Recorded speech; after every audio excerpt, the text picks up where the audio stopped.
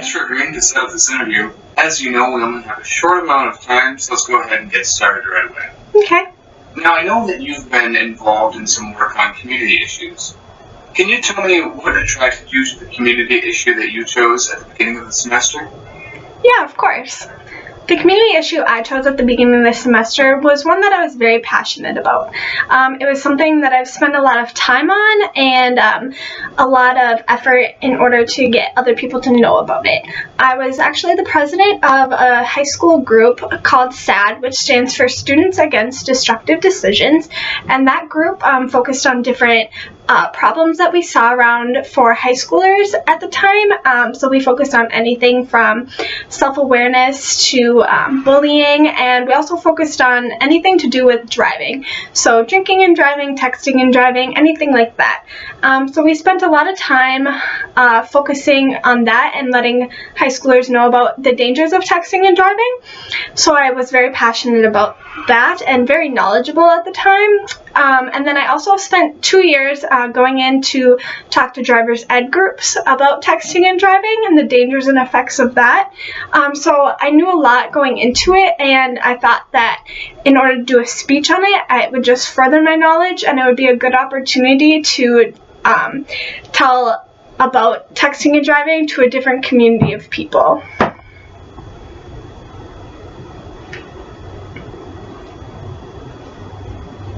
Okay, thank you. Yeah. Now, your materials also said that you were involved in the community issue team project that focused on a call to action. Yeah. Can you share with me what call to action your team put forward and why you chose that call to action? Of course.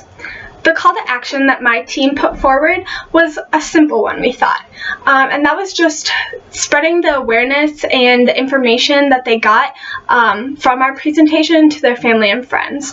Our call to action was just to get people to know more about it and then to ultimately say no to underage drinking. We thought that it was an easy one that college students could do, and then to ultimately say no altogether, but we know drinking and saying no for college students isn't always the easiest thing. I see.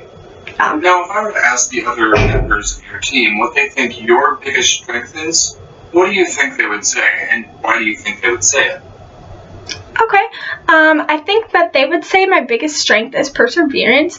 We had a lot of issues through our team speech, and we really had to tackle that head on, but in order to tackle it head on, we had to kind of take a step back and reevaluate the situation from a perspective further away. And once we did that, we really had to persevere and push through our problems, and I think I was one of the main ones that kind of took charge in that and really push us forward throughout the process of it.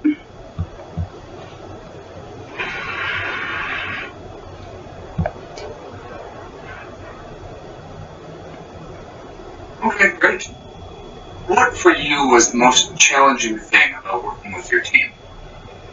The most challenging thing about working with my team was probably the different work ethics that was amongst us. We had kind of some troubles being able to decipher what we wanted to do, how much work we wanted to do, what we wanted to put in our speech.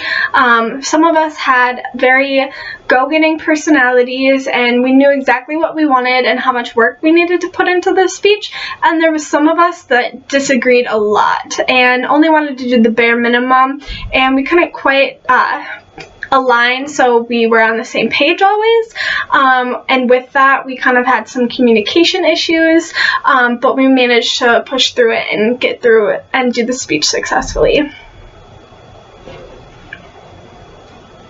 Thank you. Yeah. Okay, last question.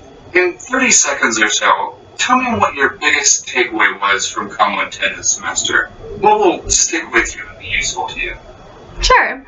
So the biggest takeaway in COM 110 was something that we had talked about really recently, actually, and that was public speaking in your future career. And I want to go into the health profession, so going into that, I didn't really think specifically about all the public speaking that I would have to do, but I also need to know how to effectively communicate with patients and coworkers and other authorities that are above me. I need to be able to know how to decipher what I need to say and how to say it between the different people that I may be interacting in with a day. And up until this point, I didn't realize quite how much that will actually affect my job. All right. Well, thank you so much for taking the time to talk with me.